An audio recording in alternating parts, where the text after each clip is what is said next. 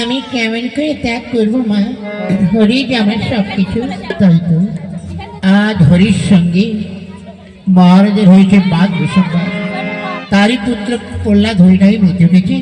প্রভু, তুমি একে সকল বিপদ থেকে উদ্ধার করো। এসো বাবা, কিছু খাবে? তুমি যাও, আমি এক্ষুনি যাচ্ছি। দেখ, আমার কিচ্ছু ভালো লাগে না। বাবার কাছে যেতে আমার ইচ্ছে হয় না, আর মার কাছে যেতে আমার ভালো লাগে না। তা কেন লাগবে বলো? এখানে ঐশ্বর্যের খেলা, মায়া লীলা, এসব কি ভক্ত প্রাণে ভালো লাগে? মা যেমন খেলনা দিয়ে ছেলে মেয়েকে ভুলিয়ে রেখেছে, ভগবান ওইরূপ ঐশ্বর্য স্ত্রী পুত্রদের ভুলে রেখেছে। আচ্ছা ঠাকুর, ভগবানের কি কি নাম?